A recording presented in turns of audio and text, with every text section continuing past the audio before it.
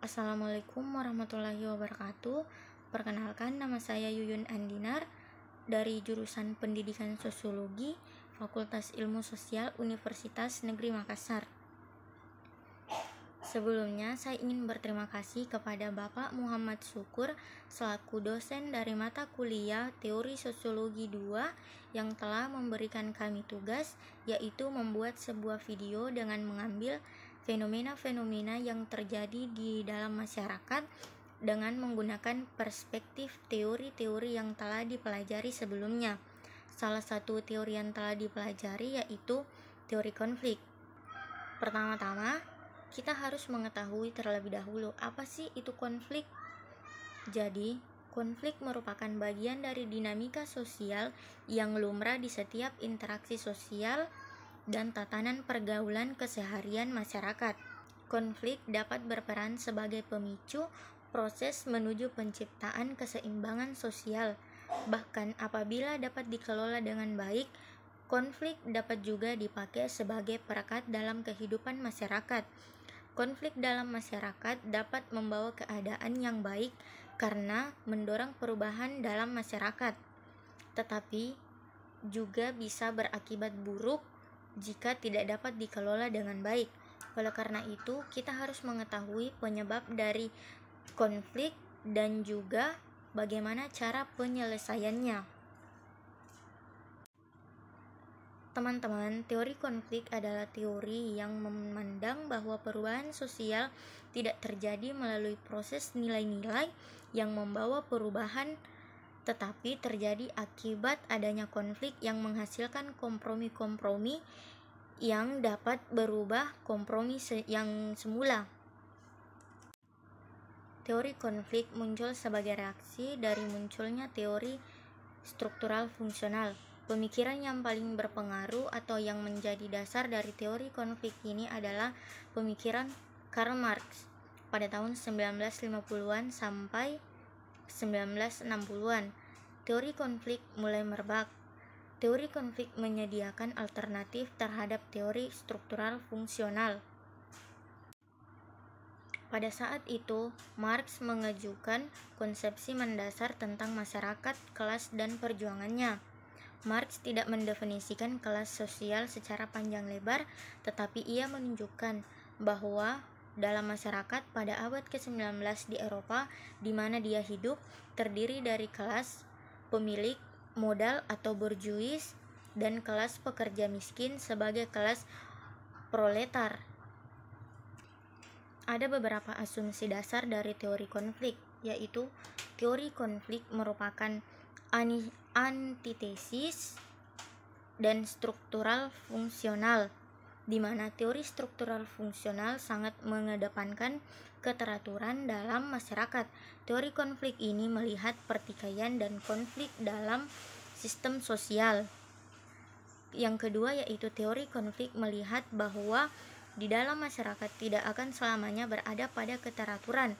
Buktinya dalam masyarakat manapun pasti pernah mengalami konflik-konflik ataupun ketegangan-ketegangan. Yang ketiga yaitu teori konflik melihat adanya dominasi, koersi, dan kekuasaan dalam masyarakat. Yang keempat yaitu teori konflik membicarakan mengenai otoritas yang berbeda-beda. Otoritas yang berbeda-beda ini menghasilkan superordinasi dan subordinasi. Perbedaan antara superordinasi dan subordinasi dapat menimbulkan konflik karena adanya perbedaan kepentingan. Yang terakhir yaitu teori konflik mengatakan bahwa konflik itu perlu agar terciptanya perubahan dalam masyarakat itu selalu terjadi pada titik equilibrium. Teori konflik melihat bahwa perubahan sosial disebabkan karena adanya konflik-konflik kepentingan, namun pada suatu titik tertentu masyarakat mampu mencapai sebuah kesepakatan bersama. Di dalam konflik selalu ada negosiasi-negosiasi yang dilakukan sehingga terciptalah suatu konsensus. Jadi salah satu fenomena konflik yang terjadi di masyarakat yaitu yang baru-baru saja ini terjadi, yaitu pengeroyokan terhadap Ade Armando.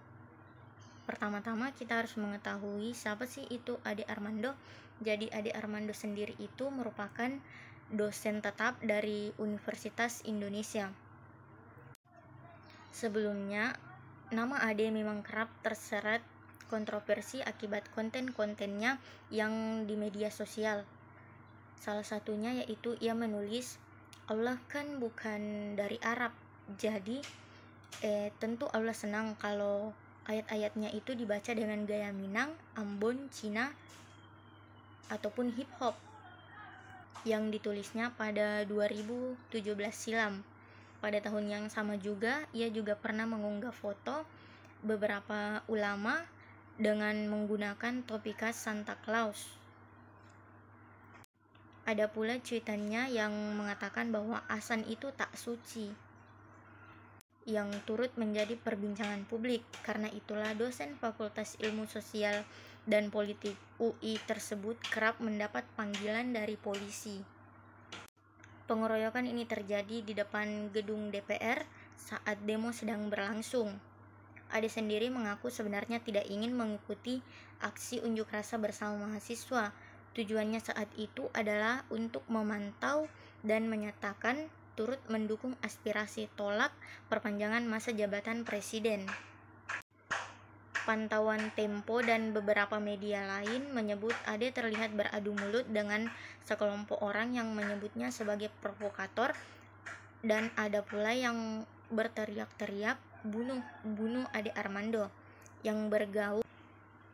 Padahal para demonstran telah mulai membubarkan diri. Setelah itu terlihat sejumlah massa dengan pakaian serba hitam yang mulai melempari gedung DPR atau MPR dengan batu dan kayu.